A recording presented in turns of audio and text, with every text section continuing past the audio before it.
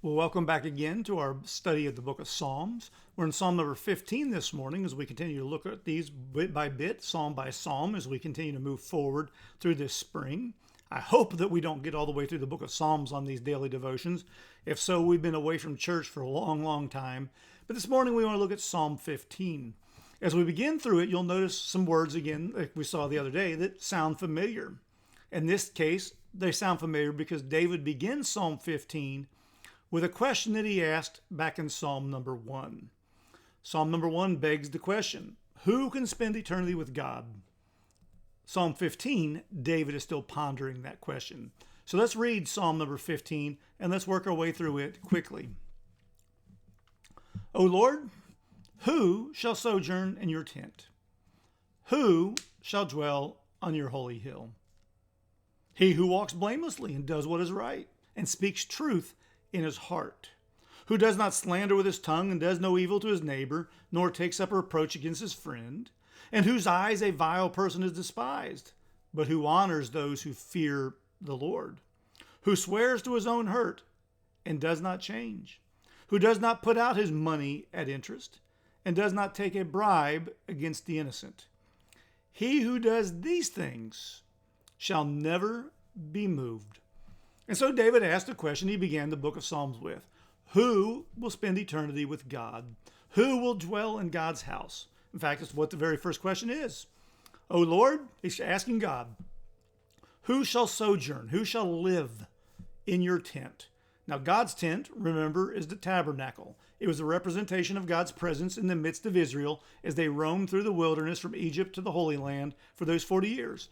Who, Lord, can live with you in the tabernacle? Who can enter into the Holy of Holies? Now, we know from Scripture that only the high priest could, and just once a year. We also know from the book of Hebrews, though, in the New Testament, Christ, through his death, ripped apart the veil that separated the rest of the tabernacle from the Holy of Holies. And because of his death, burial, and resurrection, we can enter into God's presence in that most holy of places. But what does that require? What does that take? Who shall dwell or who shall sojourn in your tent? They ask it another way. Remember that Hebrew poetic device of repetition. Who shall dwell, who shall live, again, on your holy hill? What holy hill? The hill upon which the temple would one day sit, in David's case, shortly thereafter when Solomon builds it. But who will live with God in the temple? Who will have access to God there in that holy of holies, in that particular place? And so whether in the wilderness experience or whether in Jerusalem, who can be in the presence of God for eternity? Who can live with him and not die as a sinner? The rest of Psalm 15 explains who. It's he says in verse 2, who walks blamelessly. The one whose life bears no testimony of sin and does what is right. He obeys the commands. He keeps the covenant. He lives righteously, if you want to use that language. But he also does something else. He speaks truth in his heart. He believes it, holds to the truth, speaks only the truth out of his heart. He doesn't have to lie, doesn't have to force himself. The truth comes from within. Remember, Jesus said it's not what goes into a man that defiles him, but what comes out. And so it's what comes out of the heart when you're alone, when you're in a panic, when you're in a difficult situation. How do you respond? That reveals a lot. Verse 3 adds, he's the one who does not slander with his tongue, one who does not lie against his neighbor to hurt him, doesn't spread falsehoods, doesn't spread rumors, doesn't gossip, is not a slandering fool. He does not slander with his tongue, nor does he do evil to his neighbor. Remember, we're told by the scriptures in the Old and the New Testament that we're to love our neighbors as ourselves. And so the one who's going to live with God does no evil to his neighbor, nor does he take up a reproach against his friend. He doesn't go after him. He doesn't seek to hurt him. He doesn't take advantage of him. In whose eyes a vile person is despised. This is the person who is righteous, the one who's going to live with God, who sees sin, who sees rebellion, who sees lawlessness and despises it. So many in our world that we live in today, so many, and perhaps even many of our churches around us, embrace the world because deep down they really like it. But the person who's going to dwell with God despises the vileness of the world and sinful people around us. Instead, what do? He honors those who fear the Lord. Now remember, fear here is not to cower in a corner like you've been beaten and you're afraid it's going to happen again, but it's a recognition of who God is and responding to him accordingly. He honors those who fear the Lord. He lifts them up. He makes much of them. He cares for such people.